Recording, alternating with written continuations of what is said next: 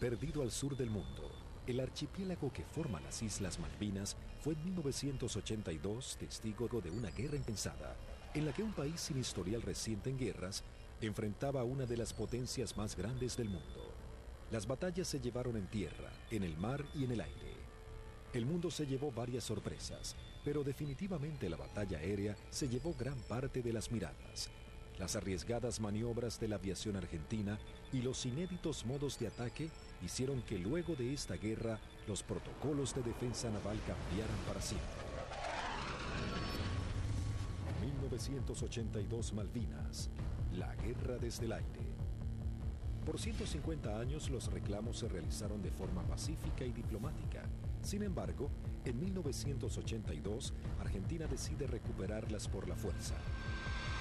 Como respuesta, Inglaterra hace zarpar a la flota más grande que enviara contra un objetivo desde la finalización de la Segunda Guerra Mundial.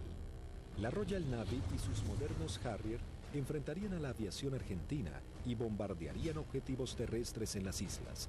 Estaba a punto de gestarse uno de los enfrentamientos más espectaculares de la aviación moderna. Los Sea Harrier y los Harrier GR-3 llegaban a la zona de conflicto con el objetivo de dominar la batalla aérea. La mayor ventaja de estos cazas es que despegan verticalmente gracias a sus toberas direccionables. A la enorme experiencia de los pilotos británicos en combates aire-aire, se sumaba que llegaban armados con el misil americano Sidewinder IM-9L, capaz de alcanzar a su blanco, aun siendo lanzado desde cualquier posición.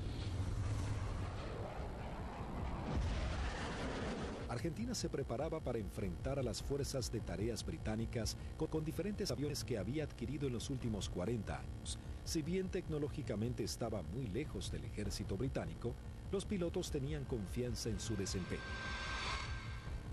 Había que pensar que el A4, el Skyhawk, era un avión que se compró de un diseño de la década del 50. Era un avión que la Fuerza Aérea lo compró usado en el desierto de Mojave. Se le hizo el overhaul y se trajo a la Argentina. Voló aproximadamente 140.000 horas antes de la Guerra de Malvinas, o por ahí.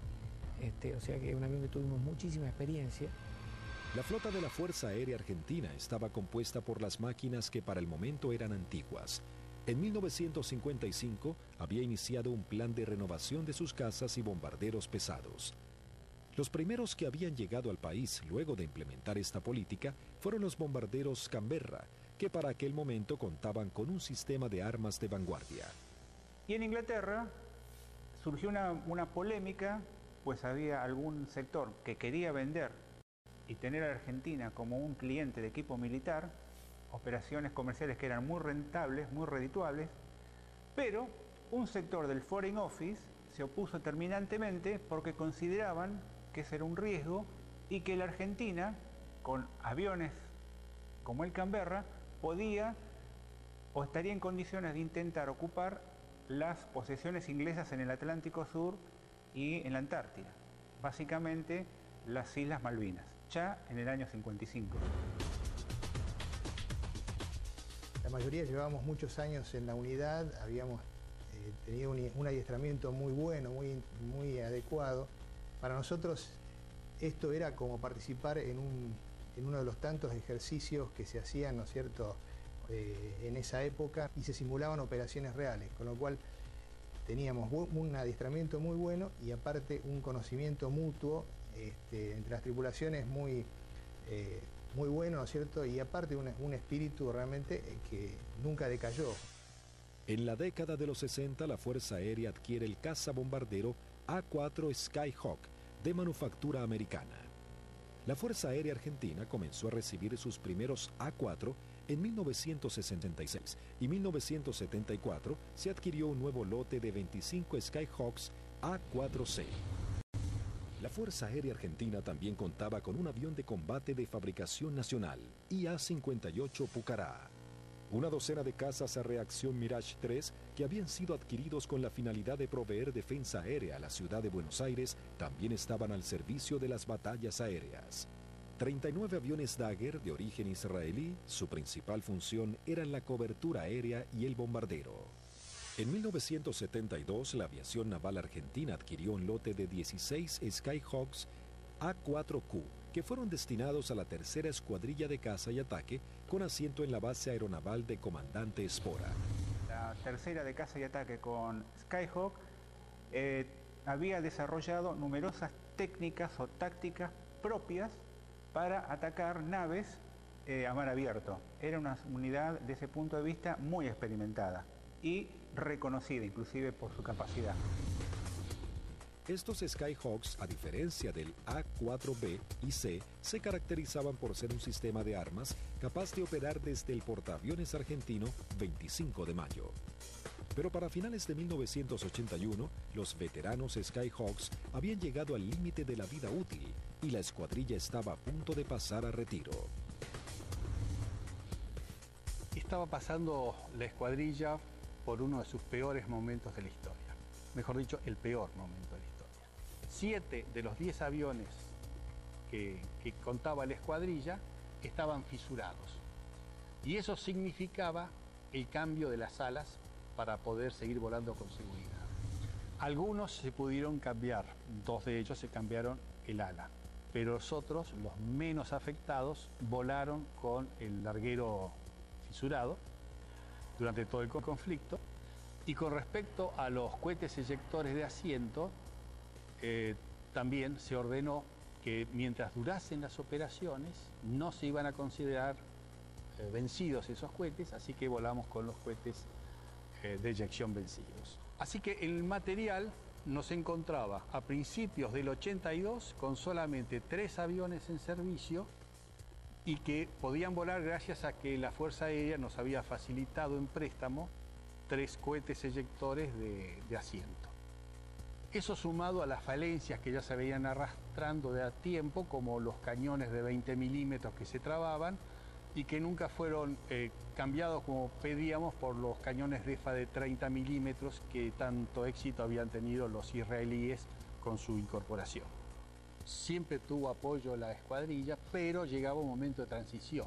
La incorporación de los aviones superestandar significaba que se iba a dejar de operar este sistema de armas, donde una escuadrilla que se estaba formando recibía todo el apoyo y la otra escuadrilla que estaba cerrándose de alguna manera.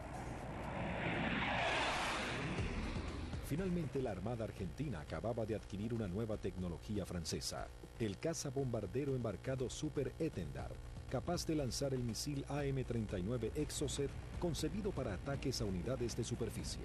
La segunda escuadrilla de ataque, aeronaval de caza y ataque equipada con Super Étendard, era una unidad de élite de alta tecnología, pero que recién estaba recibiendo sus aviones y tenía como tarea desarrollar y aprender a utilizar este arma que era muy potente y que no tenía equivalente en la región. También se contaba con un lote de cazas a reacción Air Macchi 326 GB y Air Macchi 339, que tenían la capacidad de poder operar en terrenos desfavorables y pistas cortas. La Operación Rosario, cuyo objetivo fue recuperar el control argentino en las Islas Malvinas, se llevó a cabo en las primeras horas del 2 de abril de 1982. Un grupo de comandos anfibios de la Armada Argentina desembarcó en las islas, redujo a la pequeña guarnición británica y tomó posesión del gobierno. El 2 de abril de 1982 estaba destinado en la 5ª Brigada Aérea, en el grupo 5 de caza, y a las 7 de la mañana, la presentación normal que hacíamos todos los días, nos enteramos que habíamos recuperado nuestras Islas Malvinas. El 2 de abril, cuando fui hacia la escuadrilla, cuando ingresé, ahí me enteré que habían tomado las Malvinas. Una sensación de incertidumbre. Así que me encontraba de oficial de guardia y en ese momento recibo la noticia de la toma de Malvinas. Me tomó totalmente de sorpresa.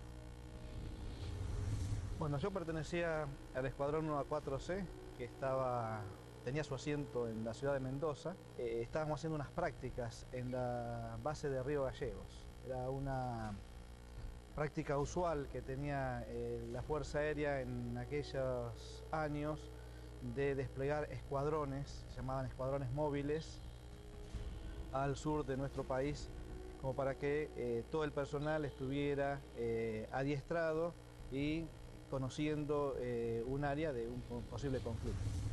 A partir de ese momento nos preparémonos para lo peor.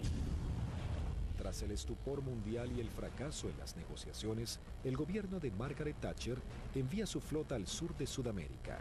La Fuerza de Tareas Británicas estaban compuestas por diversas unidades de combate, portaaviones, destructores, fragatas misilísticas, submarinos, buques de asalto, logísticos y de desembarco. Sorprendentemente y ante la incrédula mirada del mundo entero, Argentina se preparaba para enfrentar militarmente a una de las potencias más grandes del planeta.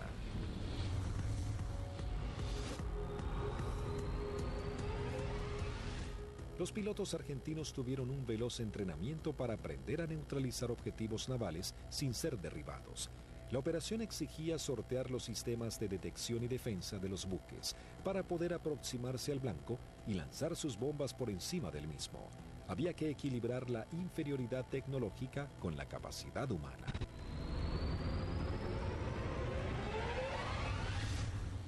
Empezamos a buscar la forma de suplir todas las deficiencias que en ese momento contaba el medio aéreo nuestro, que era la 4 Skyhawk. Y obviamente no teníamos contramedidas electrónicas para afectar tanto los radares como los lanzadores que poseían los británicos.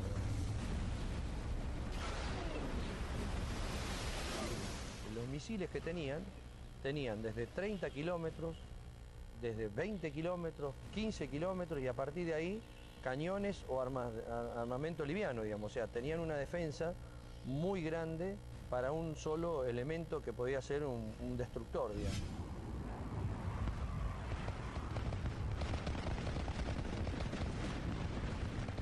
Entonces determinamos, con ayuda también de la Universidad del Sur, cuáles eran los niveles de vuelo que teníamos que realizar para poder volar bajo el lóbulo y no ser detectados por el radar. Eso nos dio a qué altura teníamos que estar en función de la distancia a donde podíamos encontrar el blanco. Y en la última parte, ya desde unos 50 kilómetros del blanco, teníamos que volar por debajo de los 15 metros, bastante pegados al agua, para no ser detectados por ese lóbulo. Dentro de los 20 kilómetros ya nos tomaba. Pero esa demora impedía que los sistemas de armas dirigidos por radar pudiesen apuntarnos con mayor anticipación y eso evitaba de alguna manera o demoraba la posibilidad de ser derribados. Los aviones debían volar a escasos metros del suelo, no más de 10 metros a velocidades que oscilaban entre los 900 y 1000 kilómetros por hora. La mayoría no poseía radares y las comunicaciones debían ser mínimas para evitar ser detectados.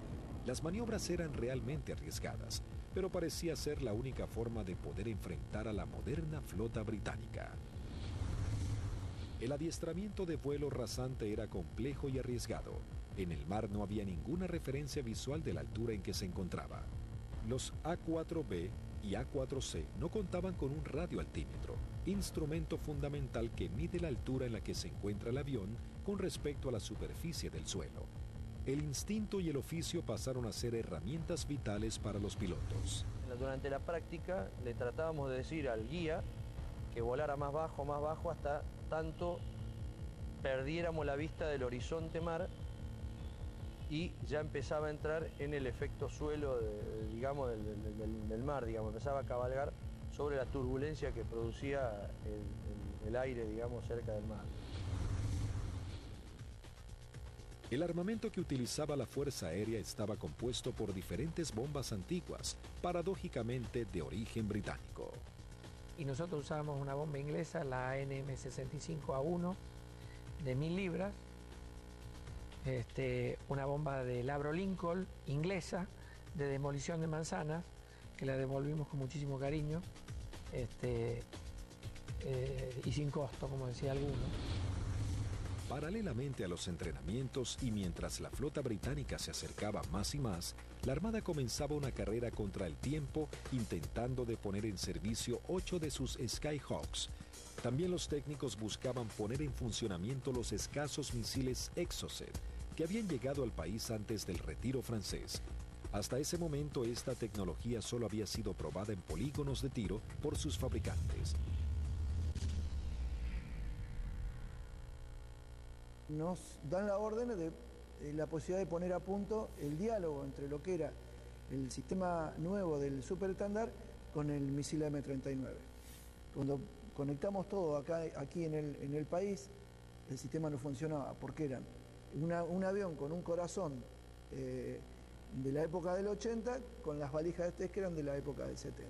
Había ingenieros que se dedicaban a desglosar todo lo que era la parte matemática, cómo traspasar distintas informaciones, y algunas de las cosas también se hicieron por ensayo y error. Se iba buscando como un candado a combinación, ¿no? Se iba buscando número por número hasta llegar al número ideal que el misil pueda leer la información del avión. Y bueno, eso nos llevó un tiempo, hasta que un día la valija que reemplazaba el misil nos da que el misil había salido y que todos los parámetros que habíamos colocado estaban incorrectos. Eso ya nos daba un alto porcentaje de seguridad de que el misil por lo menos recibía la información correcta.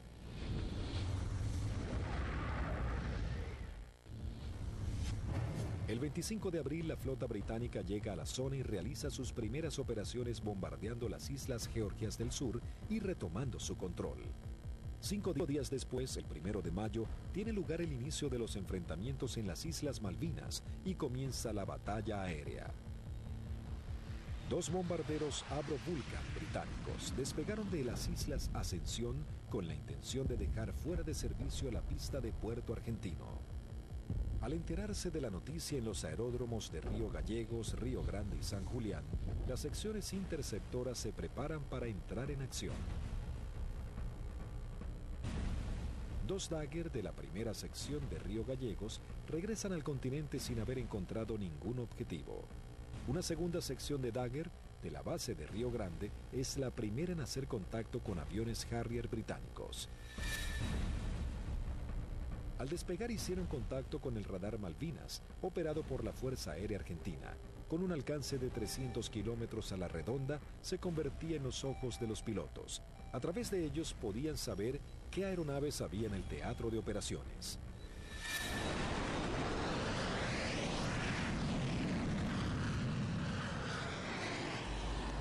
Tienen 2 misiones para ustedes a 120 millas náuticas, 20 grados firme.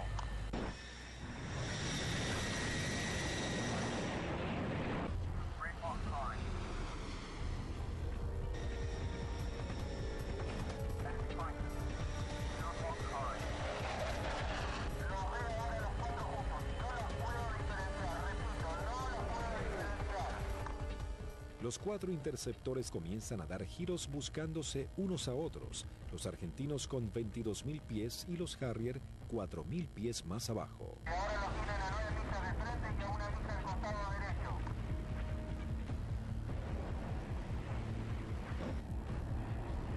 Los Harrier, invirtiendo sus toberas, cambian rápidamente de dirección para enfrentar la amenaza argentina.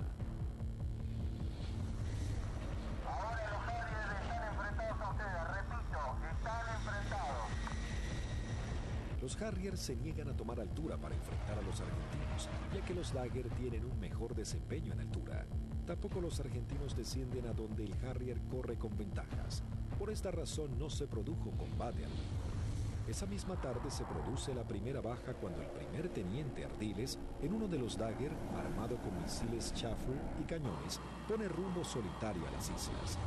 Dirigido por el radar Malvinas, a un eco se acerca a su misión, sin saber que en realidad se aproximaba a una trampa mortal.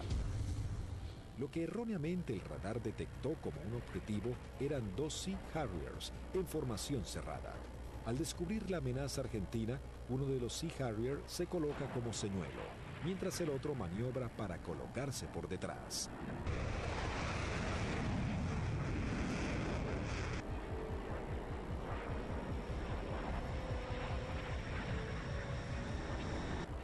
Ardiles se coloca en posición de disparo y lanza un misil Chaffir que es evadido por el piloto británico. En esos segundos decisivos, el segundo Harrier logra colocarse detrás del avión de Ardiles y acciona su disparador lanzando un misil contra el Dagger. El piloto argentino no pudo eyectarse. Tras patrullar la línea de la costa, 3 Dagger de la base aérea de San Julián prosiguen hacia Puerto Argentino. Antes de llegar se encuentran frente a 3 buques británicos que están bombardeando el área. El destructor y las 2 fragatas abren fuego contra los aviones argentinos sin poder alcanzarlos. En ese momento el capitán Di Meglio lanza sus bombas sobre el destructor.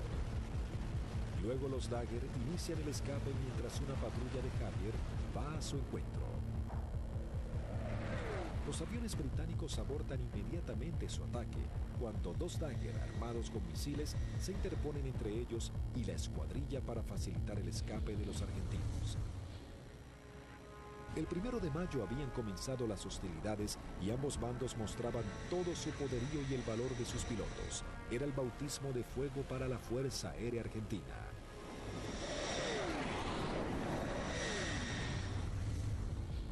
La guerra aérea había comenzado con los primeros enfrentamientos.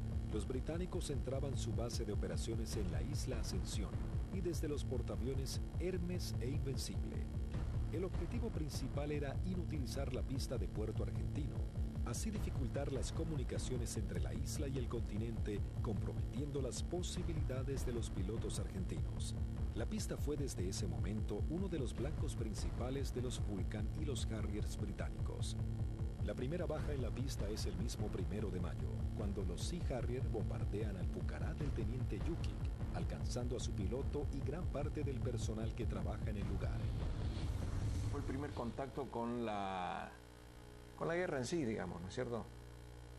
En definitiva, nosotros habíamos tenido ya el aviso que había sido atacado Puerto Argentino a eso de las 4 de la mañana, y a partir de ahí nosotros entramos a movilizarnos y tratar de sacar los aviones, porque la mayor debilidad era el momento de puesta en marcha.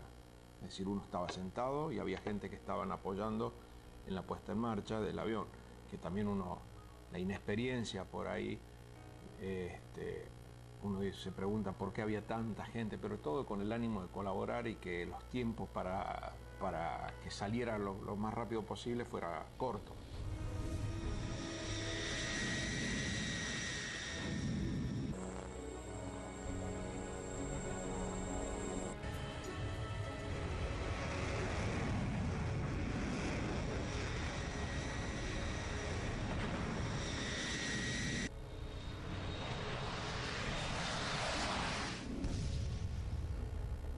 Desde armeros, de suboficiales técnicos, electricistas, todo dando vueltas alrededor del avión, que casualmente, desgraciadamente, es el avión donde impactan y casi todos ellos fallecen. A partir de allí, los arribos a Puerto Argentino eran muy arriesgados. Entonces llegamos a Puerto Argentino el 17 de mayo al atardecer. Y me sorprende cuando llegamos porque no hay nadie recibiendo honor. Aeropuerto fantasma, no había absolutamente nada. Veía el cráter, estaba lleno de esquirlas, y mientras estaba mirando eso, de pronto veo una camioneta que se empieza a acercar a la distancia de la cabecera opuesta. Para la camioneta, se baja un conscripto y me dice: corra jefe, que hay alarma roja. Y empezamos a sentir ruidos de turbinas y se aproximan de 2 Harriers. Y habríamos hecho unos 30, 40 metros cuando miro a la derecha y explota una bomba en la cabecera 26, un poco más alejada, unos 100 metros de la cabecera 26. Los Harriers pasaban, hacían la PAC, la patrulla aérea de combate en San Carlos, y a la vuelta con una bomba de 1000 libras en el medio, tiraban la bomba y se volvían. O sea que la cantidad de alarmas rojas era muy abundante. El 2 de mayo, el submarino nuclear británico Conqueror hunde al crucero Ara General Belgrano. En la operación mueren 323 marinos argentinos. La guerra había comenzado de la manera más cruda para Argentina.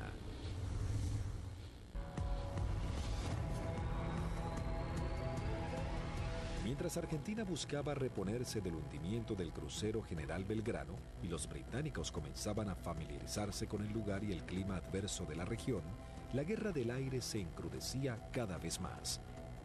La Fuerza Aérea Argentina tenía el objetivo de diezmar lo antes posible a la flota británica y defender los objetivos en la isla que eran constantemente atacados. Los Harrier buscaban detener la acción de los pilotos argentinos y anular la comunicación entre el continente y Malvinas. La aviación naval contaba con que los servicios británicos de inteligencia habían descartado el uso del misil Exocet después de que el personal técnico francés se retirara de Argentina al inicio del conflicto. Por lo tanto, era una carta secreta con la que contaba Argentina. Tras semanas de arduas tareas, los técnicos navales logran hacer funcionar el misil. Para esto, los pilotos iban adiestrando en todo lo que era la parte operativa, ¿no? El lanzamiento del misil, el vuelo rasante, y nosotros trabajamos en la parte técnica. Una vez logradas las dos combinaciones, se le dio el ok que la escuadrilla estaba en condiciones de lanzar los misiles AM-39. El 4 de mayo, la aviación naval argentina pone a prueba por primera vez este sistema de armas. La segunda escuadrilla de caza y ataque monta una misión con 2 Super Etendard y un avión explorador Neptune y el apoyo de un reabastecedor Hércules de la Fuerza Aérea Argentina. El avión explorador Neptune detecta 3 contactos. Los 2 pilotos de los Super Etendard, tomando por sorpresa a los británicos, lanzan sus misiles contra el Chefe. Bueno, ahí fue una satisfacción enorme porque todo el sacrificio arduo que habíamos hecho para poder poner a punto lo que era algo que nos parecía imposible, había dado buenos resultados. La aviación naval argentina lograba hundir el primer buque británico y se convertía en pionera en la utilización de esta tecnología.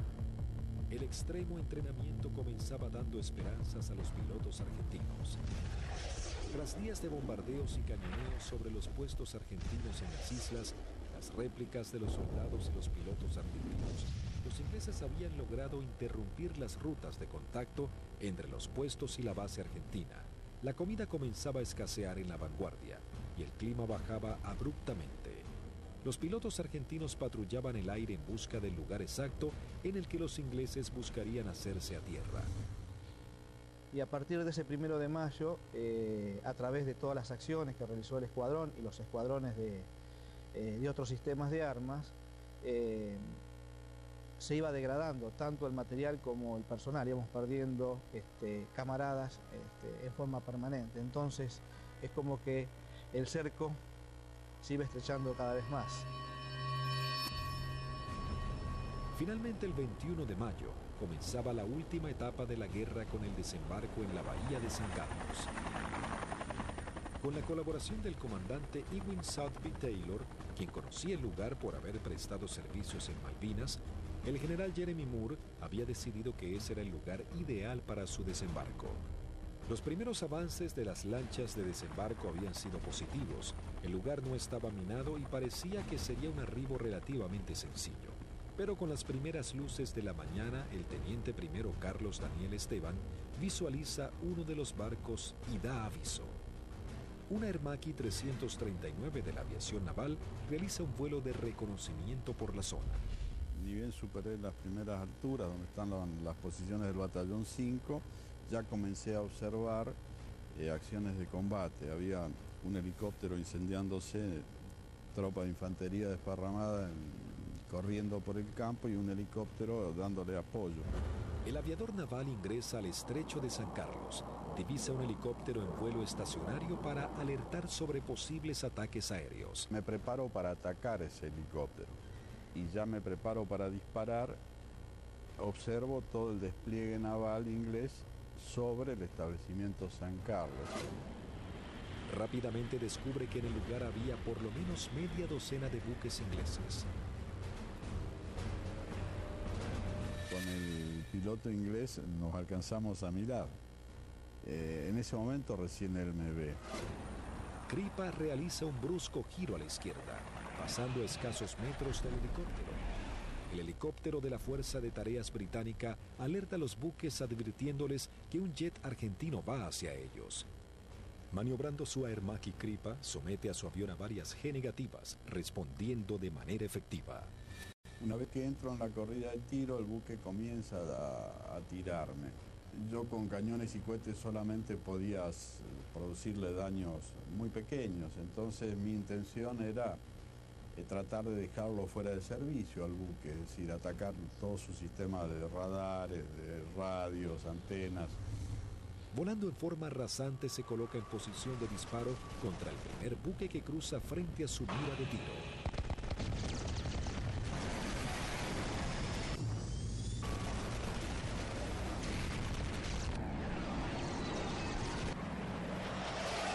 Tuve que recobrar muy fuerte mi avión con mucha fuerza para no pasar y cortar sus antenas. Una vez realizado el ataque Kripa, vuela entre medio de toda la flota británica. Las unidades ni los efectivos abren fuego por temor a impactarse entre ellos y el piloto argentino logra escapar. Entonces voy escapando sobre la península esta hasta salir del alcance de tiro de ellos, y de ahí teóricamente tenía que volver, pero pensaba que si volvía a Puerto Argentino y decía que había muchos buques, nadie iba a pensar que había la cantidad que yo había visto. Así que hice una órbita en ese lugar y en el anotador de rodilla que teníamos hice un croquis, posicionando los buques que yo vi en ese momento.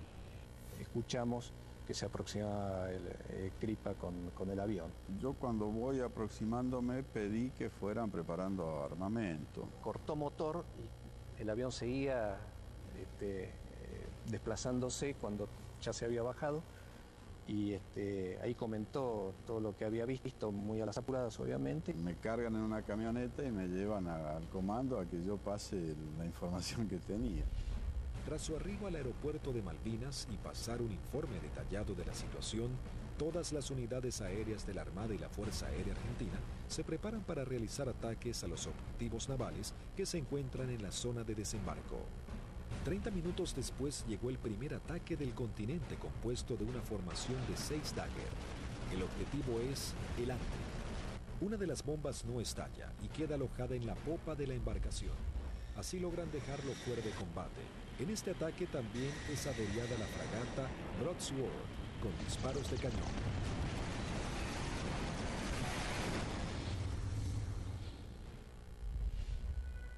En Río Grande, las escuadrillas de Dagger y A-4Q navales parten para atacar blancos ubicados en el estrecho de San Carlos. Argentina intentaba dominar el espacio aéreo en el archipiélago. Había poco que hablar en ese momento. Hicimos la última información de meteorología y con lo que nos trajo el capitán Castro Fox, salimos 2 secciones reforzadas. Yo salí con el teniente Márquez y el teniente Arca, y el sublíder era el teniente Rótolo, con el teniente Lecur y el teniente Silvester.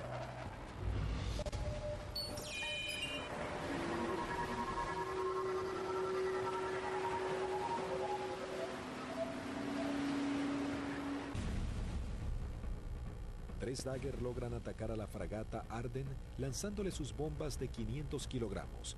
Una de ellas explota en la popa, dañando seriamente un helicóptero Sea Lynx y su sistema de defensa.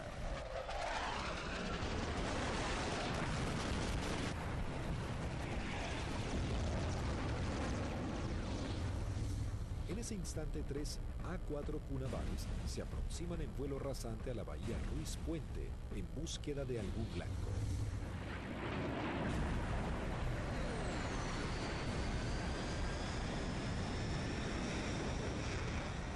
Había lluvia, chubascos, techos bajos y poca visibilidad, condiciones totalmente desfavorables en caso de encontrarnos con algún buque inglés, porque su radar y su sistema de detección de blancos nos iba a ver y lanzar los misiles mucho antes que nosotros los viéramos a él.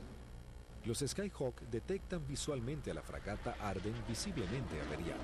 Les ordené atacar, conectamos máster de armamento, que era el único punto que faltaba. Iniciamos un giro para atacar desde una posición relativa favorable.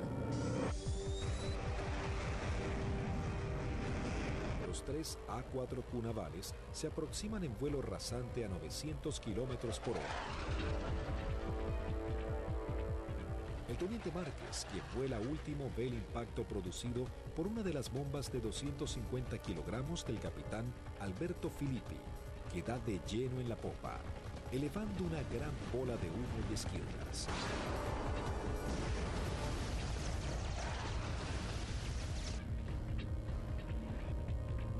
hizo un giro hacia la izquierda y le digo a mis numerales que nos escapamos por la misma, quiere decir que regresamos a base por la misma. Dos Harrier que habían despegado del portaaviones Hermes para patrullar el área del sur del estrecho de San Carlos ven las explosiones sobre la popa de la fragata Arden e inmediatamente se lanzan en picada para prestar apoyo. Y escucho la voz del teniente Márquez que dice Harrier, Harrier.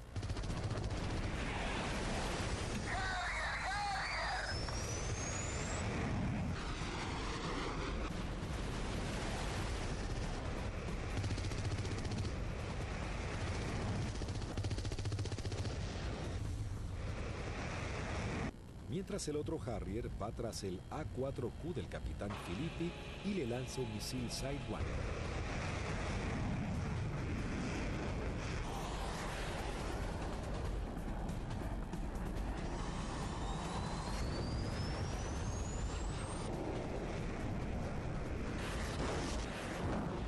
En ese momento escucho una explosión muy fuerte. Se sacude todo el avión, empieza a encabritarse con la nariz hacia arriba y girando hacia la derecha. Miro hacia la derecha, estaba girando y veo un Harrier que se aproxima como para un remate demasiado cerca para mi gusto. Entonces le digo a la división, me dieron, me eyecto, estoy bien. Una fuerte explosión, un golpe muy fuerte en todo el cuerpo, me desmayo. Cuando recupero el conocimiento estaba descendiendo en paracaídas sobre el estrecho de San Carlos. El impacto fue bastante más fuerte de lo que yo me hubiera imaginado. Tuve suerte porque el mismo paracaídas, una vez que entro en el agua, se acuesta y el viento lo infla y el viento mismo me sacan de abajo del agua y me lleva hacia la costa. En la costa, bueno, llegué, estaba realmente agotado.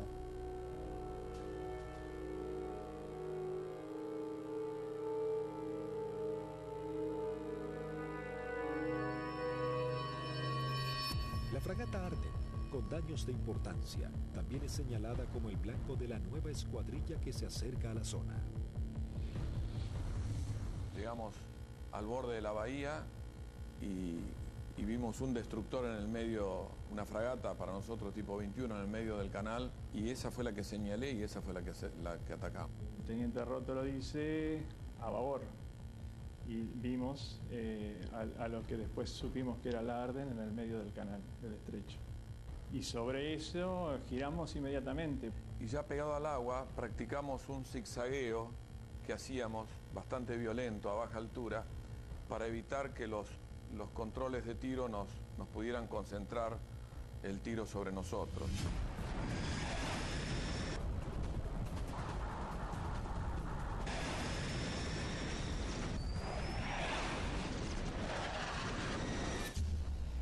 Lo que parece una eternidad antes tiene que ascender a 60 metros, 200 pies, nivelar el avión y empezar a hacer puntería si quiere que la misión sea efectiva. Yo vi que se inundaba el mar de piques y uno sigue con esa trayectoria, ya no tiene otra alternativa.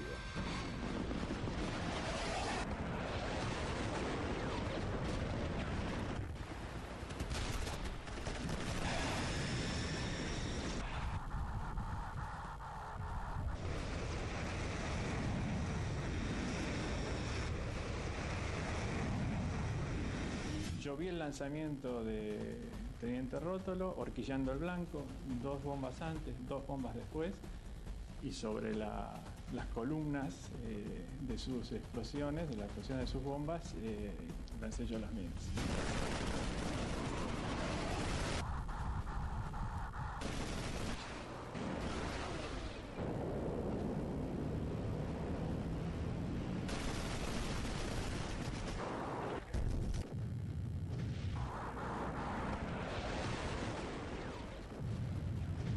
Mientras lanzaba, intentaba no perderlo de vista, porque de hecho estábamos con combustible muy marginal y él tenía un equipo que yo no tenía a bordo, que era el BLF, que es un equipo de navegación y que le permitía una navegación precisa. Mi seguridad de hacer el camino más corto de regreso al aeropuerto era mantenerlo a él a la vista.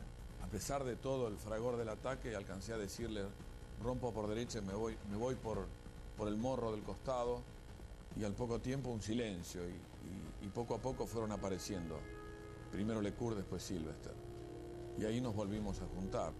Por un lado teníamos la satisfacción del deber cumplido y por otro el sabor amargo de haber perdido, bueno, lo que las estadísticas dicen que se pierden en este tipo de ataque a unidades navales. El 50% de las unidades que salen normalmente no regresan. Sí, es un ataque, es violento, es muy violento lo que se vive en la cabina. Debido a los ataques que sufrió ese día, la fragata HMS Ardent se une en las frías aguas del estrecho. Sin embargo, las fuerzas terrestres británicas preparan el avance a Puerto Argentino. Las batallas eran cada vez más encarnizadas. El ejército británico debía lidiar con las tropas argentinas apostadas en las islas, los ataques certeros de la aviación y con el clima que día a día se volvía más frío.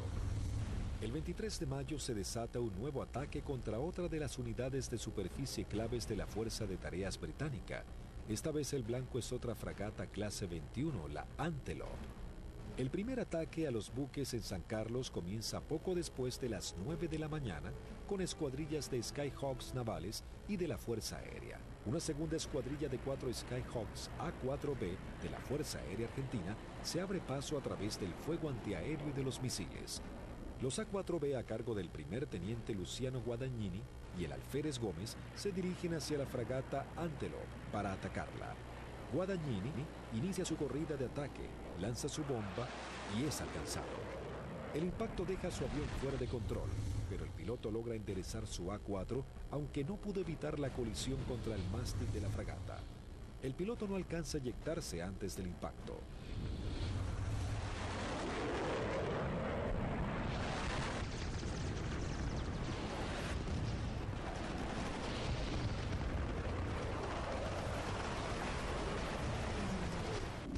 Continuó su trayectoria y quedó alojada en la banda de estribor sin explotar. Tras la primera incursión, el ataque a la nave continúa con los A4Q navales, que se aproximan rápidamente en vuelo rasante por la isla Gran Malvina. Pude recorrer bien pegado al terreno en la isla Gran Malvinas y llegamos lo que vendría a ser al cordón muy bajo que hay, pero de unos 450 metros de altura.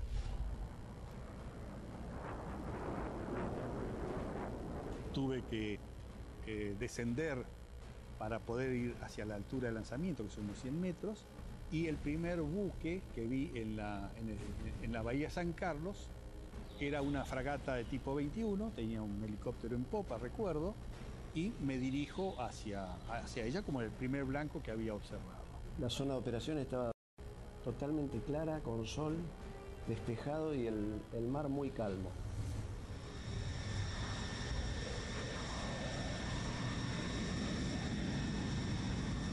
Todo era como en las ejercitaciones que siempre hacíamos con flota, un buque que simulábamos el ataque, el buque que nos apuntaba, pero esta vez en vez de apuntarnos tiraba también. Inmediatamente que entramos a la bahía,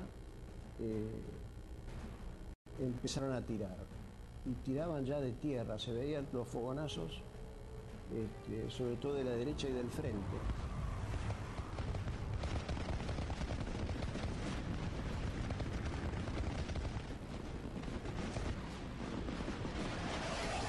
Cuando estaba más cerca de la entrada a la bahía, puedo ver sobre la izquierda a un buque que era más redituable como blanco, porque era un buque grande de tipo logístico. Así que cambié el arrumbamiento para seguir sobre este buque. En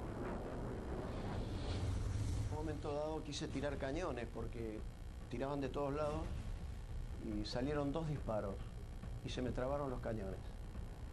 Así que me quedé con las bombas nada más. Veo que desde la proa del buque sale una especie de bengala que reconozco que era un misil, y un misil era un Sicat, que venía en forma así errática hacia mi avión. Hago una maniobra evasiva, un fuerte giro hacia la derecha, algo veo pasar por el costado así de la cabina.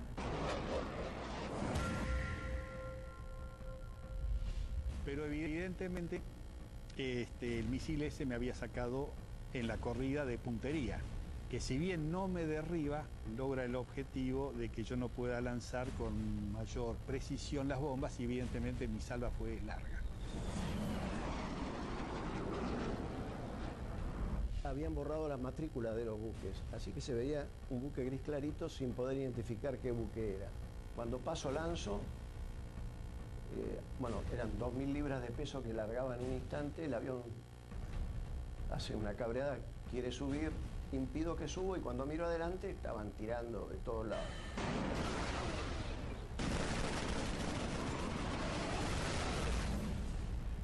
Cada uno debía completar su escape de la mejor manera. Como cuando estaba del otro lado digo yo, bueno, por donde yo vine no había nada, así que voy a volver por el mismo lugar. Me comunico en esos momentos con los otros dos pilotos que escucho en la frecuencia, se los escuchaba contentos porque, bueno, estábamos regresando. Yo aterricé, controlé normal el avión, no tuve ningún problema. Cuando llego al extremo de pista, aterriza su bizarreta, pero él venía con las 2.000 libras de bombas, revienta una cubierta en el aterrizaje y se empieza a ir de pista. Y ahí se eyecta y, bueno, fue una eyección fallida, termina falleciendo a raíz de la eyección.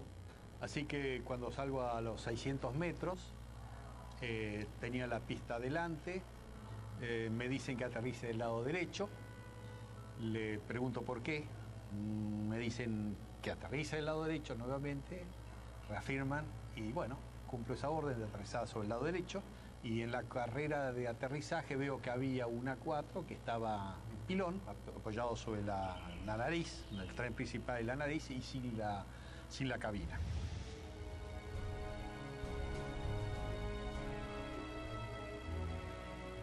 No sabíamos nada de los tres primeros y su bizarreta que acababa de morir en el aterrizaje. Aunque dañada severamente, la Antelope aún continúa a flote. Esa noche, mientras se intentaba desarmar una de las bombas, estalla. Automáticamente se produce un incendio masivo y la nave se hunde. Con los británicos en tierra, listos para marchar a Puerto Argentino, la aviación se esforzaba más y más para frustrar sus objetivos. Por las noches, los Canberra arrojan bombas pesadas para hostigar blancos en las áreas donde las tropas británicas poseen puntos fortificados de artillería, logística y puestos de mando. Se usó la táctica, digamos, del tiro a gran altura, pero auxiliado por el radar. La mayor amenaza para nosotros eran los misiles tierra-aire y las patrullas de Harrier. En la última oportunidad que tiramos sobre Monte Kent, el radar nos avisa de que se estaban acercando una patrulla de Harrier y nos fue dando las posiciones relativas, o sea, nos avisa que estaban a 25 millas, nosotros hacemos el tiro, realizamos la maniobra evasiva, a partir de allí le damos al avión la máxima velocidad posible, ¿no es cierto? Vemos que se acercan hasta 20 millas y luego empezamos a perder, digamos, a ganar distancia con respecto a los Harrier, con lo cual esa fue una amenaza concreta que no llegó a acercarse a la distancia de tiro. Con las primeras luces de la mañana del 25 de mayo, el mayor ataque de la aviación argentina comenzaba a gestarse. El almirante Woodward, jefe de la Marina Británica, previendo la situación, rápidamente despliega sus unidades para sostener los ataques. Los observadores navales argentinos mantienen actualizada la posición de los buques enemigos mientras las escuadrillas llegan a la zona. En el continente, los dos Super Étendard de la Armada Argentina preparaban los misiles AM-39 Exocet para un segundo ataque sobre la flota británica con un rumbo de acercamiento diferente para lograr una mayor efectividad. Los británicos tienen certeza que los aviones aparecerán desde tierra, pero los radares no pueden detectarlos. las 15:20 horas surgen dos A4B sobre la isla Borbón y se dirigen hacia mar abierto, encontrando a la fragata y el destructor frente a ellos. Los A4B lanzan su armamento. Una de las bombas rebota en el mar e impacta sobre el buque atravesando su cubierta de vuelo, destrozando la parte delantera de un helicóptero Sea Lynx y luego cae al agua. Los otros dos A4 se acercaban en rasante rápidamente hacia los buques. Yo iba del lado izquierdo y mi guía del lado derecho, y como no teníamos radar, obviamente, el control lo hacíamos con nuestros ojos. A mí me tocaba controlar desde el frente a la izquierda y el guía del frente a la derecha. No teníamos otra alternativa, digamos.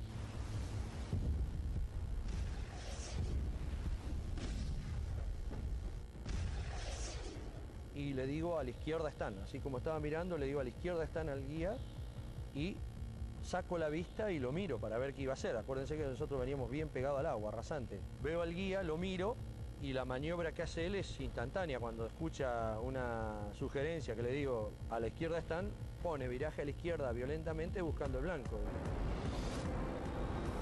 Inmediatamente el guía pone viraje brusco a la izquierda, dejando sin opción a Barrio Nuevo de tener que elevarse para esquivarlo entrando en el área de tiro del radar, que al estar en automático, inmediatamente lanza un misil Sea Dart. Escucho a la otra escuadrilla, Carballo, que dice el misil, el misil, el misil. Y Rinque, que venía atrás, le dice, no se preocupe, que va por otro lado.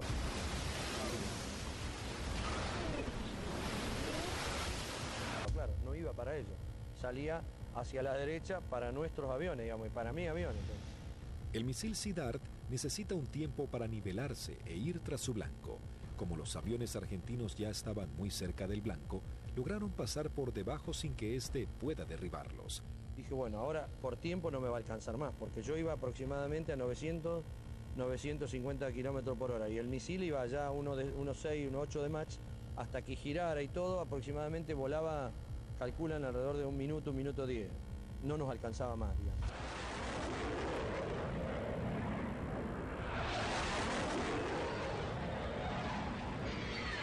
Yo lo veo al guía porque le iba formando un poquito más atrás, unos 50, 100 metros más atrás, y veo perfecta las bombas cuando la lanza, y impactan a no más de 1 metro del agua.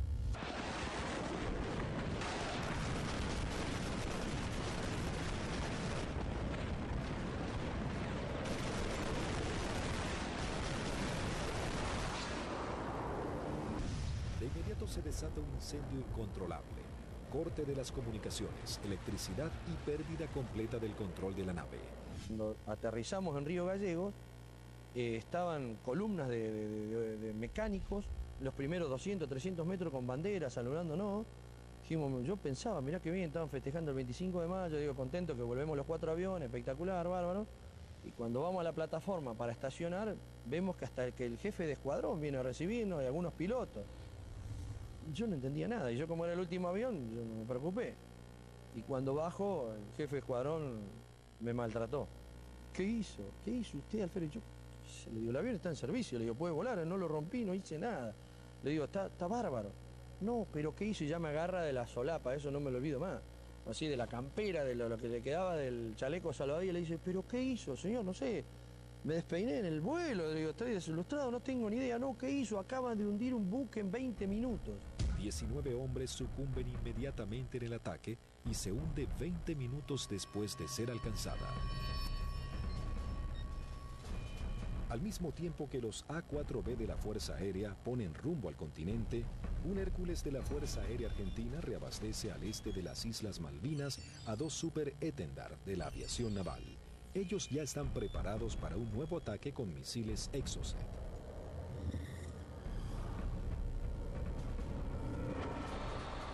A unos 60 kilómetros de la flota británica, los Super Étendard detectan varios ecos en sus radares.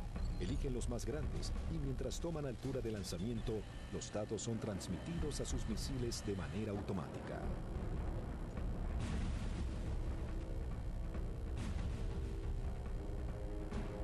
Una vez en vuelo, el misil es autónomo.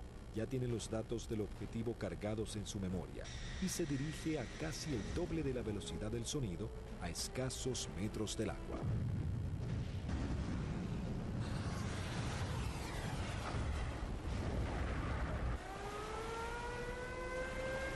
Nuevamente los británicos lanzan una alerta de combate. Los navíos ordenan despegar helicópteros con equipos para señuelos antimisil.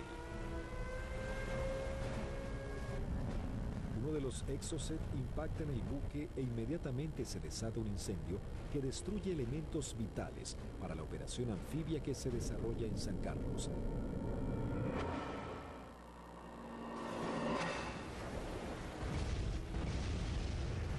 El buque es abandonado y se hunde unos días después. Si bien el daño infligido sobre la flota británica era considerable, cada vez la resistencia argentina estaba más doblegada en las islas.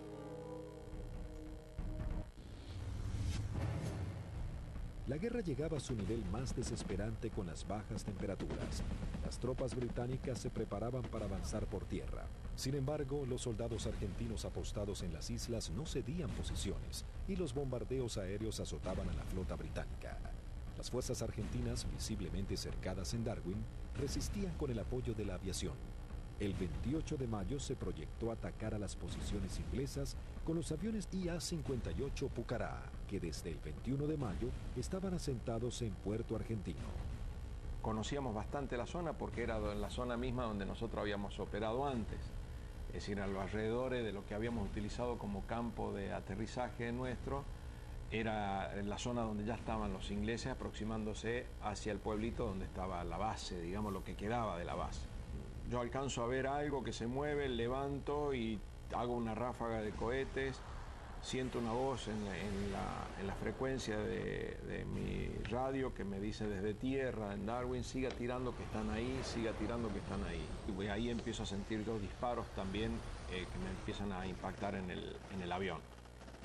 El Pucará, si tiene alguna cosa, es la maravilla del gran poder de absorción de impactos, digamos, porque la manera que yo sentía que me pegaban, digo, me van a desarmar el avión.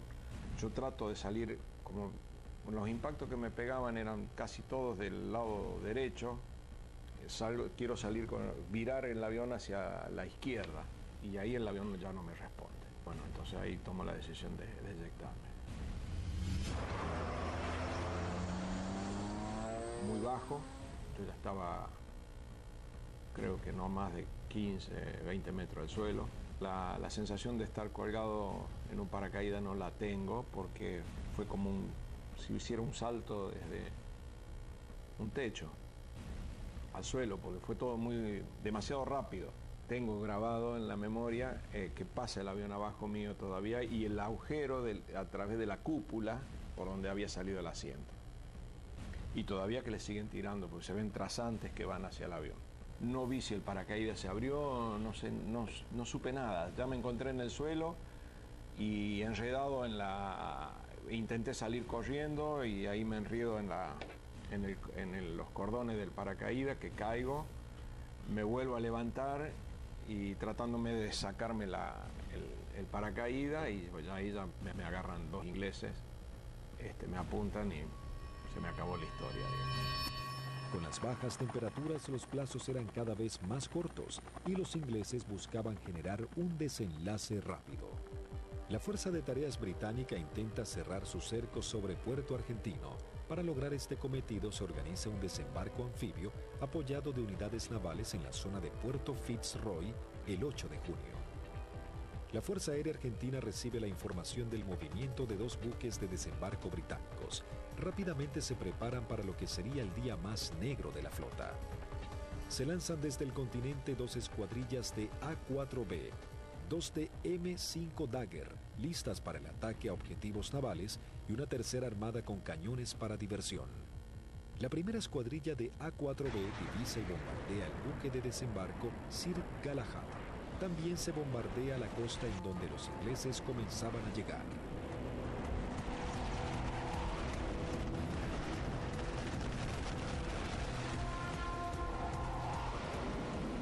La Fuerza Aérea Argentina, sabiendo que ha logrado impactar en los buques de desembarco, redobla su apuesta y envía una escuadrilla de A-4C y 2 A-4B para bombardear las posiciones terrestres en la cabeza de playa.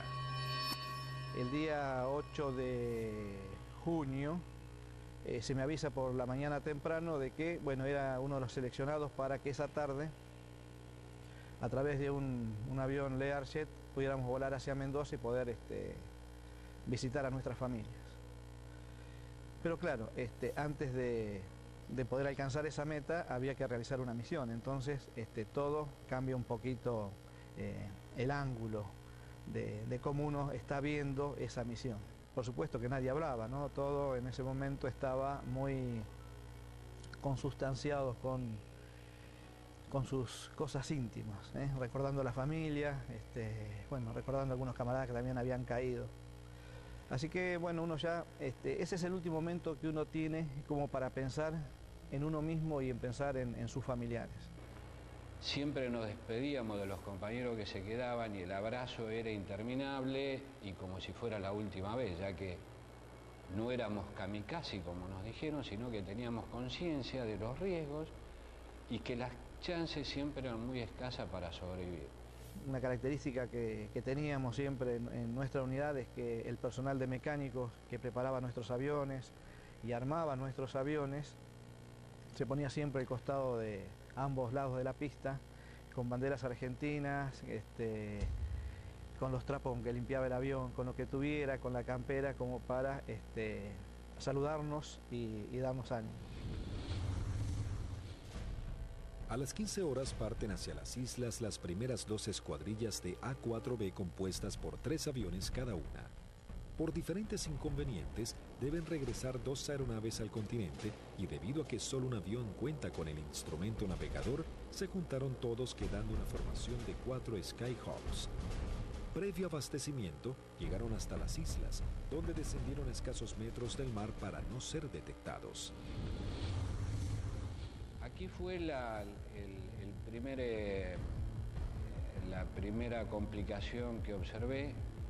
Al hacer control de combustible antes de entrar en la zona de combate, me di cuenta que había uno de los tanques externos que no me había transferido todo el combustible de ese tanque, con lo cual ya el combustible que tenía sabía que no me iba a alcanzar para regresar al continente. Pero como estábamos muy próximos a la zona del ataque, decidí continuar. La sección ingresa a la isla Soledad con una formación escalonada sorteando la variada geografía del lugar para evitar ser detectados por los radares.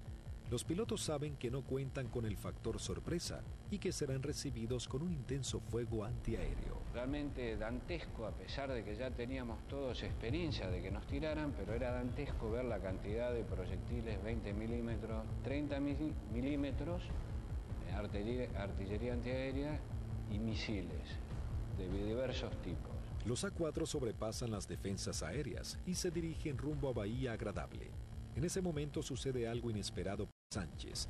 El numeral 4 lo sobrepasa, quedando él en 4º lugar. Inmediatamente yo traté de acelerar mi avión para volver a tomar la posición que yo tenía inicialmente en la formación. O sea, trataba de alcanzarlo a Vázquez pasándolo por la derecha.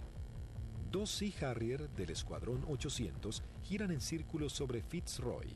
Uno de los pilotos ve aproximarse un avión en vuelo bajo desde el sudeste e inmediatamente le avisa a su compañero. En ese momento, no sé por qué razón, se me ocurrió darme vuelta a la izquierda de mi avión y mirar detrás del avión. Y lo que se veían eran impactos de proyectiles atrás de mi avión, inmediatamente en la cola, y se levantaban surtidores de aguas, varios piques detrás de mi avión. Sánchez, sin saber quién era su atacante, decide continuar con su maniobra para lograr colocarse tercero en la formación. Cuando está sobrepasando al alférez Vázquez, Bolsan, el líder, encuentra al lanchón de desembarco saliendo del seno Choi Seul. Cuando la ve, inmediatamente pone viraje y el resto de los aviones lo siguen, con lo cual los 3 aviones se me vinieron encima mío. Ninguno se había dado cuenta que yo venía tratando de ocupar mi posición, con lo cual los tuve que saltar por arriba, evitándolos, tomé altura, lo cual siempre era un riesgo, porque evitábamos tomar altura en la zona de combate porque era un tiro al pato, decíamos, de cualquier avión o cualquier buque que anduviera en la zona. Ante la atónica mirada de los pilotos británicos, los 3 Skyhawks inician su corrida ataque hacia el lanchón. El numeral 2, teniente Juan Arraras, logra impactar de lleno la embarcación con sus bombas, ignorando la presencia de los aviones Sea Harrier. Hay algo que me llama la atención a mi derecha, y a unos 500 metros veo 2 Sea Harrier a la misma altura que yo, bien formaditos, paralelos, un poquito más retrasado el segundo avión. El guía era David Morgan y el numeral Smith. El Sea Harrier lanza su primer Sidewinder hacia el avión de Arraras e inmediatamente desde Sánchez da la alerta. Cuando vi eso, que lanzó el misil, les doy la voz de alerta a mis compañeros, o sea, misil en el aire, 2 Sea Harrier. Arraras es impactado por un misil en su parte trasera, dejándolo fuera de control. Si bien se eyecta, no logra sobrevivir. El Harrier arremete contra el segundo A4. Tiene en su mira al avión de Vázquez. Lanza su misil impactándolo de lleno y sin que pudiera eyectarse. Realmente ese fue un momento choqueante, quedé muy choqueado porque el pensamiento era hace un instante, era un compañero mío, un amigo mío, un camarada mío, y que desapareciera de esa forma, o sea, me impactó mucho, ¿no? Sin perder tiempo, el Harrier, piloteado por David Morgan, continúa su ataque contra su próximo objetivo. Las maniobras evasivas del avión del primer teniente Bolson no logran evitar el misil. Su piloto tampoco logra sobrevivir a la explosión. Y al volver a entrar en conciencia, inmediatamente fui a buscar los 2 Sea Harrier, ya que yo estaba expuesto también a recibir un ataque. No los vi donde estaban últimamente, en la última posición.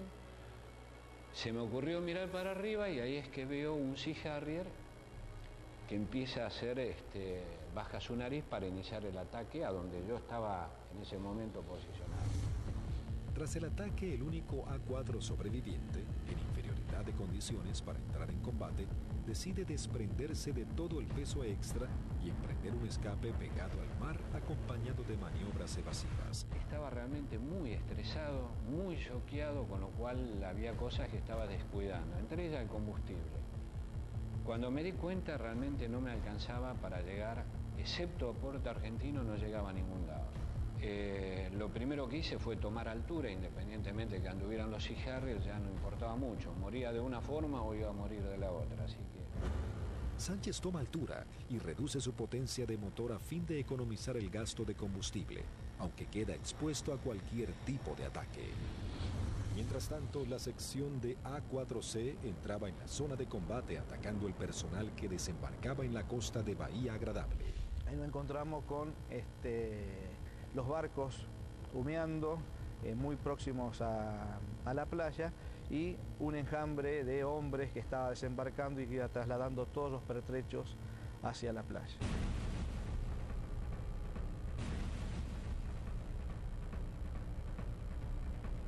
A partir del momento en que nos visualizaron, comenzaron a disparar tanto con armas livianas como con los misiles Blue Pie, que son misiles transportados por un hombre.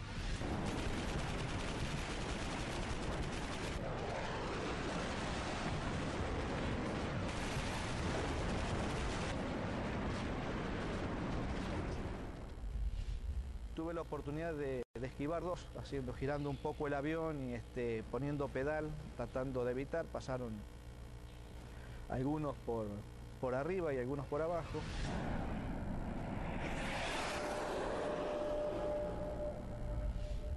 Siento también una explosión en la parte delantera de mi avión. Digo, bueno, puede ser algún misil que me haya tocado, pero pude seguir operando, lancé las bombas y en el momento en que giro a la izquierda veo a mi numeral que está escapando hacia la izquierda con una luz roja que lo está siguiendo. Cuando gira hacia el otro lado veo al numeral del capitán Caffarati también con otro misil en la cola y le vuelvo a gritar, pero hace caso omiso, pero era a través o por el problema que yo tenía de mi equipo de radio. El Skyhawk del teniente Sánchez se encontraba expuesto en altura, con sus cañones trabados y sin combustible para llegar a la base. Toda su escuadrilla había sido derribada y no había sobrevivientes. De la decisión del piloto podría salvarse, caer prisionero o congelarse en medio del mar. Mientras tanto, en algún lugar sobre el océano Atlántico, el teniente Sánchez decide arriesgarse e ir en busca del Hércules reabastecedor, descartando la idea de regresar a las islas para eyectarse y ser tomado prisionero. Cuando vamos camino al reabastecedor, escucho la voz del, en aquel momento, el teniente Sánchez, el Pipi Sánchez, que había sido uno de los únicos sobrevivientes del ataque anterior. Tenía una última oportunidad si el reabastecedor, el avión Hércules, se había quedado en la zona, me quedaba una chance más. Con lo cual le hice el llamado en la frecuencia de reabastecimiento, me contestó. Las comunicaciones eran dramáticas porque yo estaba desesperado. Así que le pedí por favor que si me podía ayudar, necesitaba reunirme con él y que me diera combustible. Él me daba indicaciones de posiciones geográficas, pero yo al no tener mi equipo de a bordo, porque solamente algunos aviones lo transportaban, no tenía forma de ubicarlo geográficamente. Escuchar la voz de él en forma casi desesperada, llamando al avión Hércules reabastecedor para que lo pudiera alcanzar.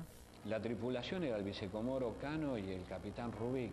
Realmente, si le debo la vida a alguien es a ellos. Siempre digo que son mis segundos padres.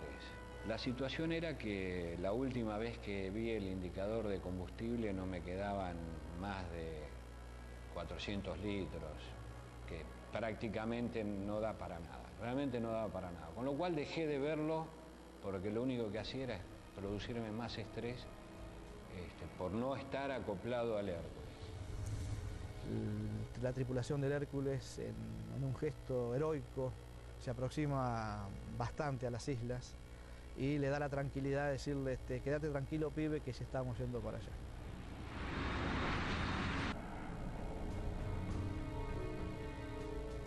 Y luego pude acoplar y me transfirieron combustible que me permitió llegar a Río Gallegos, a nuestra base. En el regreso, el brigadier Paredi observa que su indicador del nivel de aceite de su avión comienza a fluctuar. Nuevamente el fantasma de la caída en medio del océano vuelve a aparecer. Con lo cual digo, bueno, puede ser que me hayan producido alguna perforación, esté perdiendo aceite y se engrane el motor y acá me queda a mitad de camino.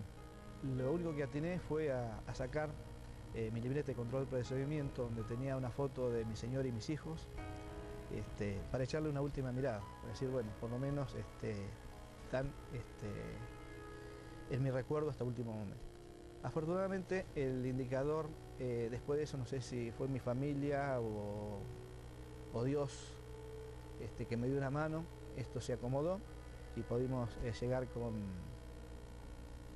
con felicidad a la base San Julián. Con las últimas luces del día, aterriza el teniente Sánchez luego de su trágica misión. Llegué prácticamente en las últimas horas, ya estaba oscureciendo. Me impresionó mucho en el momento que llegué a plataforma, choqueado, transpirado, mal, estresado, ver los mecánicos de mis 3 compañeros que no iban a volver, que los estaban esperando. Así fue como terminó ese día. Lamentablemente los 3 compañeros míos murieron, 2 fueron derribados por David Morgan y 1 por el Smith, volando sin largo. Habían logrado detener un desembarco clave para las fuerzas de tareas británicas, las misiones cada vez más peligrosas y dejaban en claro el poderío de la aviación argentina.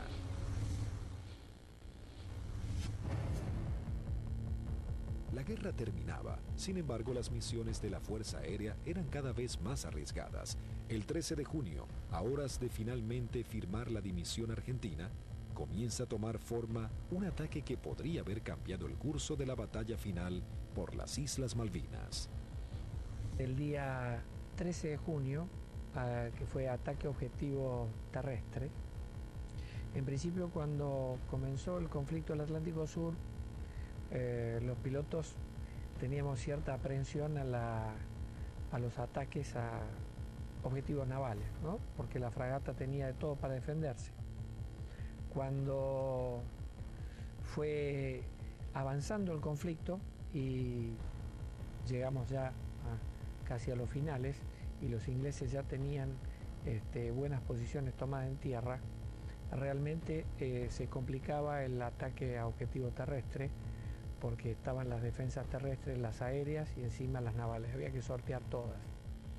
Pero realmente era para lo que habíamos estado preparados toda la vida, y creo que esa fue una misión en la cual los ingleses estuvieron sorprendidos de cómo nosotros llegamos al corazón del Estado Mayor, que estaba en Monte Dos Hermanas, al pie del Monte Dos Hermanas. 2 escuadrillas de A-4B del Grupo 5, armados con 3 bombas retardadas por paracaídas, toman parte de la última misión de combate de la Fuerza Aérea Argentina. La acción es osada y peligrosa. Atacar y destruir el comando del Estado Mayor británico del general Jeremy Moore, jefe de las fuerzas británicas. En esa misión volamos casi unas 350 millas, un equivalente a unos 700 kilómetros, rasante. Iban tan bajos, tan rasante, que el chorro de los aviones quedaba marcado en el agua.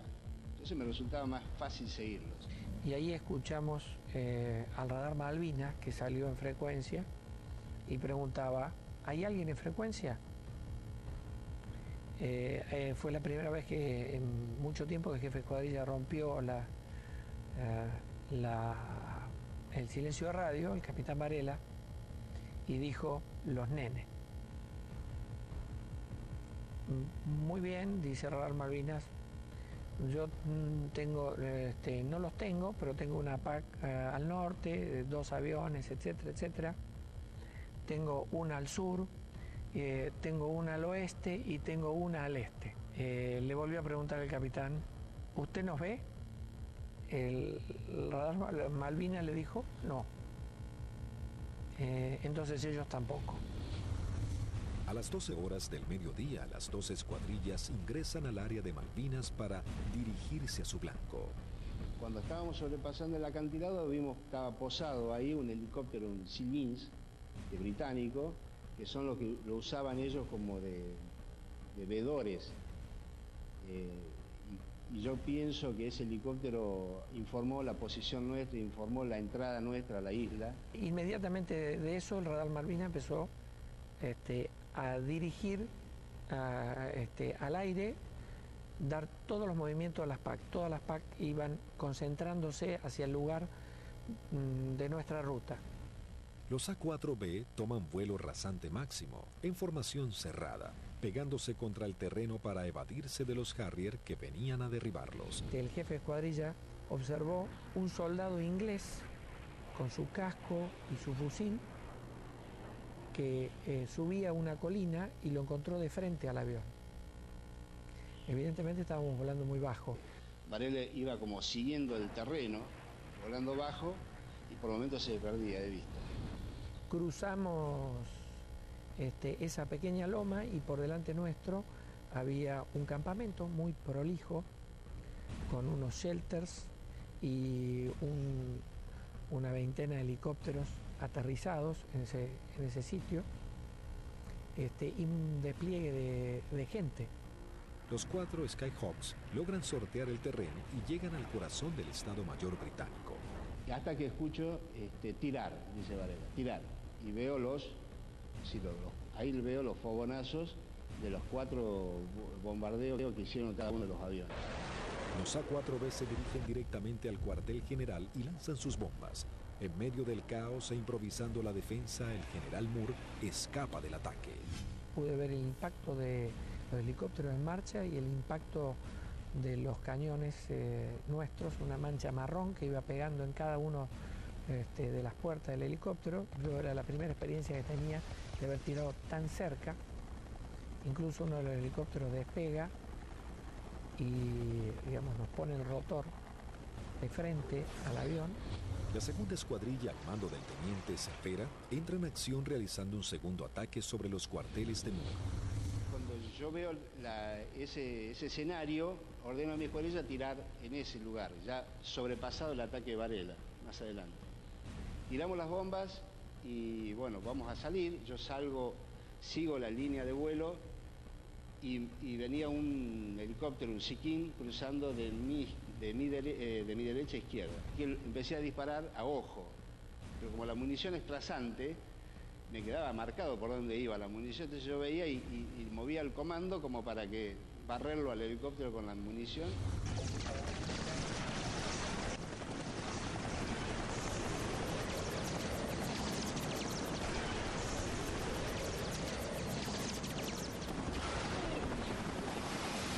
Y ahí mi numeral, que venía acá, a la izquierda mía, de Lepiane, me dice, él ve el lanzamiento de un misil que me venía hacia mi avión y me pide, dice, por derecha, Tuco, por derecha.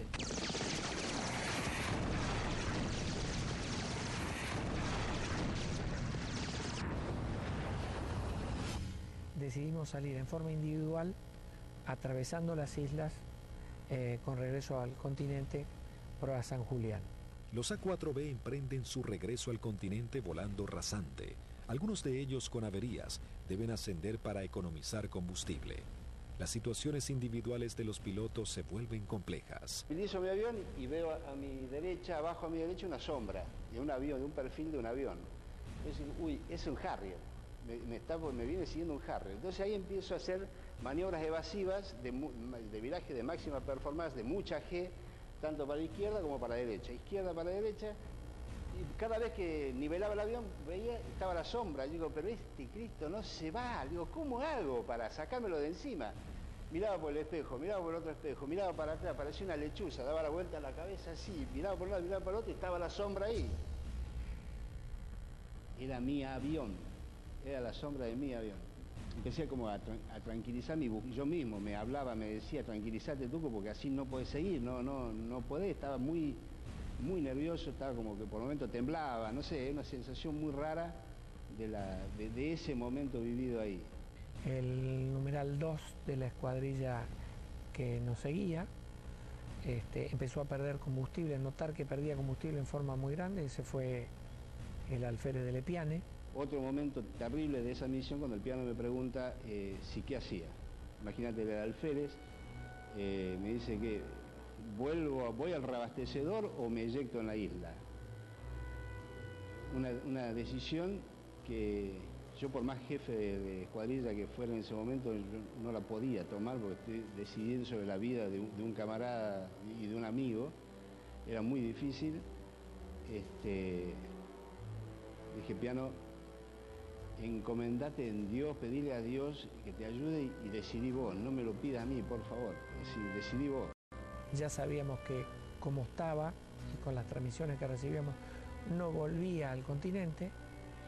Entonces le pedimos al reabastecedor que lo fuera a buscar. Y él veía que a medida que se iba buscando a la coordenada donde nos canta, donde estaba el reabastecedor, él veía su indicador de combustible cada vez bajar más, me decía, tengo 500, tengo 300, tengo 200, yo decía, no llega a nada, no te busca nadie, no te rescata nadie, en medio del Atlántico no te rescata nadie. El comandante del Hércules, vicecomodoro Lee 30, escuchando los pedidos de Lepiane, decide ir hacia él aún sabiendo que puede ser derribado por misiles británicos. Ahí en ese momento el piano lo ve al Hércules, él estaba arriba del Hércules y hace el viraje y se le tira al Hércules. Pensá que era un alférez, tenía muy pocas horas de vuelo. Y creo que debe haber sido el tercer reabastecimiento de él.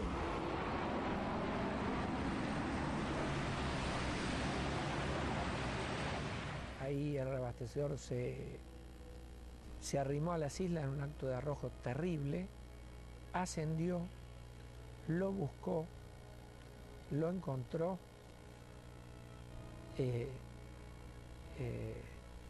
reabastecieron con una pérdida de combustible muy importante en el plano, tenía un agujero que atravesaba el plano completo, o sea que todo lo que le daban, parte iba al motor y el resto iba fuera del avión, y regresamos todos sanos y salvos al continente. Todos llegamos, incluso de Lepiane.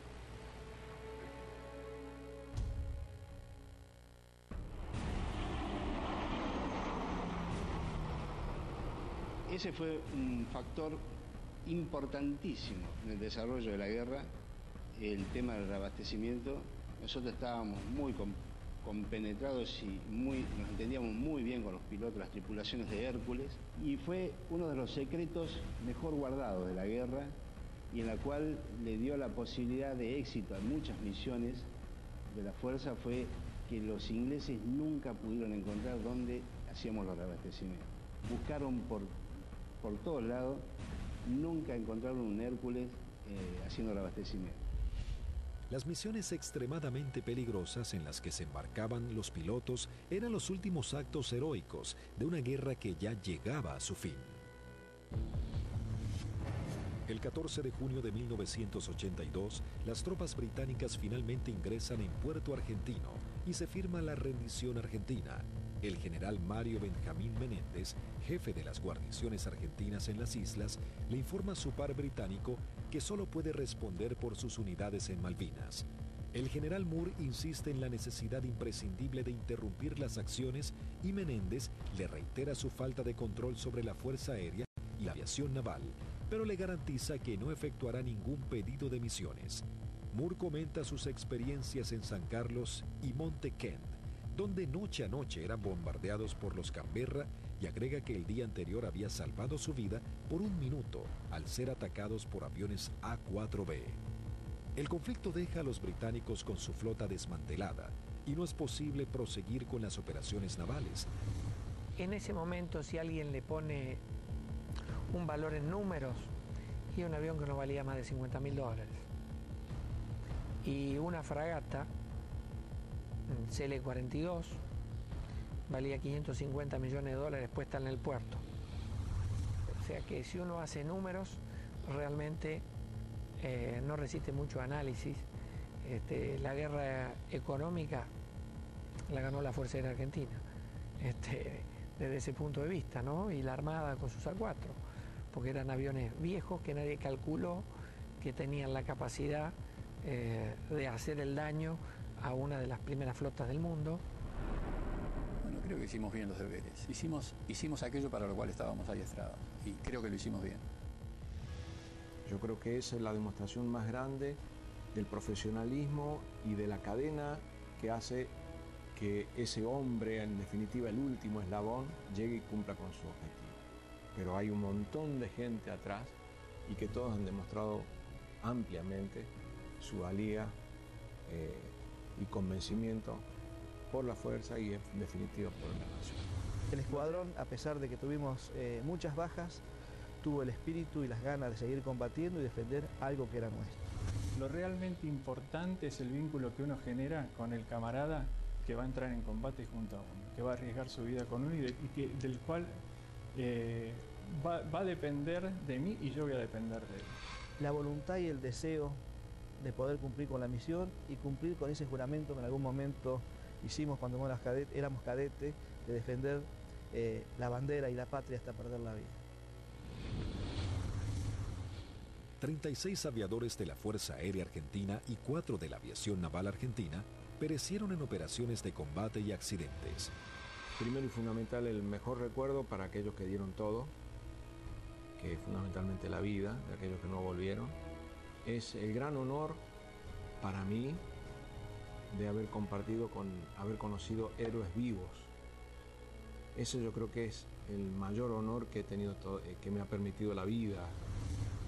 El conflicto de Malvinas dejó un sabor amargo, pero marcó la impecable profesionalidad de los pilotos argentinos, quienes con tecnologías claramente inferiores y algunas que ni siquiera habían sido probadas, lograron dar batalla y sorprender al mundo con maniobras y estrategias de combate que jamás se habían utilizado. si Argentina la recupera, será por la vía diplomática, con inteligencia, con trabajo. Es como se lo explico a mis hijos. Malvinas, con toda la calma del mundo, significa la persistencia de la necesidad de recuperarlas.